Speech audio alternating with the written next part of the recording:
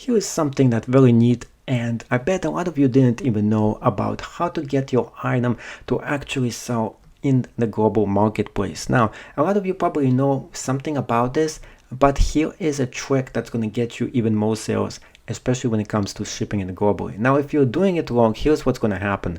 Let's say you ship an item internationally. If you ship an item internationally and it's not in a global shipping program, here's what's going to happen. You have to pay around 16, sometimes even 30 or 50 bucks to ship this item internationally. That's going to be a lot of money. So for example, if you're shipping an item and you are in a global program, but the item itself doesn't qualify for the global program itself, now you have an issue because the item gets sold, but now you're stuck with paying the fee to ship it internationally, and that might actually cost more than the item actually is worth.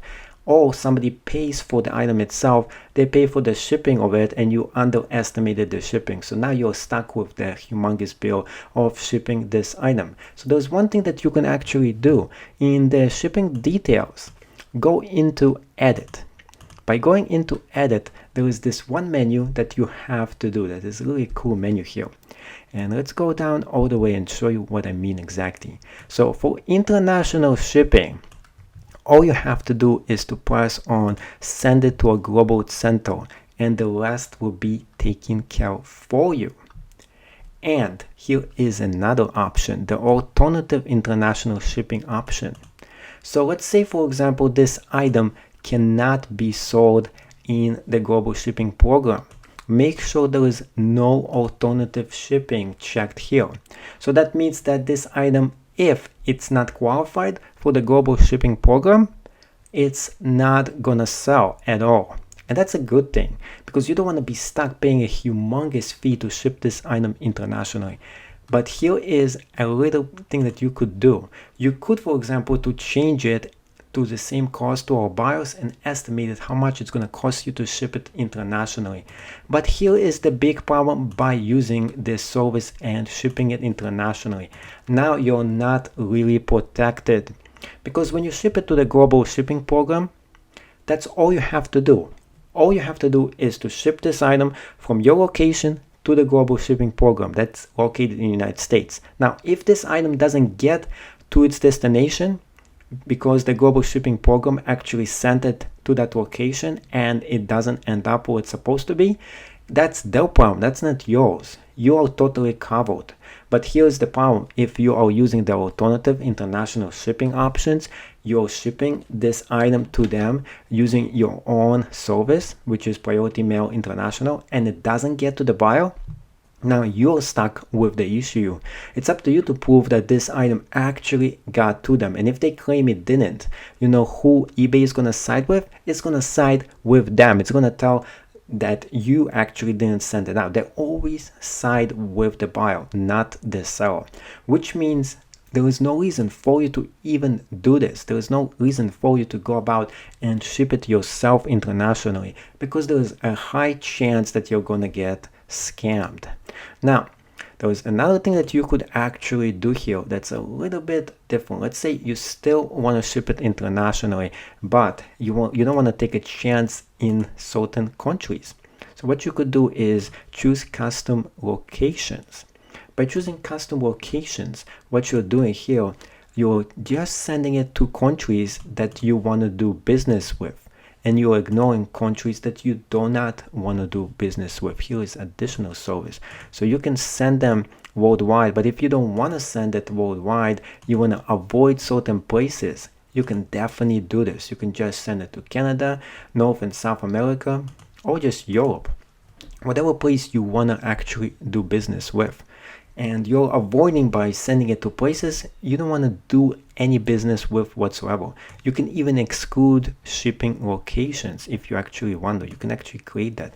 So you press on creating exclusion zones, and now what you can do here, you can exclude shipping to Alaska and Hawaii, because that's going to cost you extra money. because now you're not shipping it United States, you're shipping it outside United States. And by shipping a heavy item outside United States, you have to pay extra cash for it. So you can do that. Another thing you could do is exclude certain international locations that you don't want to do business with.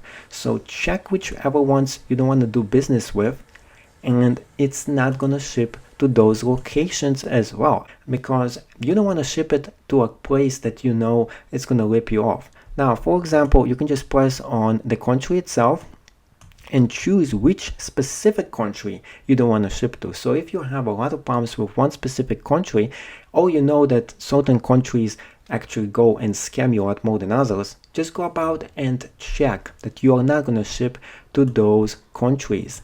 Another additional detail that you could do is you can exclude shipping to PO boxes. What is a PO box? Someone might actually ask. What it is, it's very simple. When you go to the postal service, you can rent out your own shipping box. If you don't want people to ship item to your location where you actually live in, you want to actually ship the item itself to the PO box where you go and pick it up. Now, a lot of people actually do this. A lot of businesses like to have something shipped directly to the PO box instead of doing business at their house location, which may or may not be secure. So by you checking this item that you don't want to ship to the PO boxes, you're actually eliminating a bunch of potential clients. Here is another thing that I have a tip for you. Instead of excluding an area like Hawaii and Alaska, you can put in the description of the listing itself that you will ship to Alaska and Hawaii if they include extra funds for you. They have to contact you before they actually do this. So that's usually what I actually do. I put it in my listing that I don't ship to Alaska and Hawaii unless they contacted me first. I don't actually go and exclude it from the options, but I put it in my listing. So if somebody wants to ship this item to Alaska and Hawaii, they just send me an email, and then I respond to them and I tell them that it's going to be a little bit more extra to ship it to this location.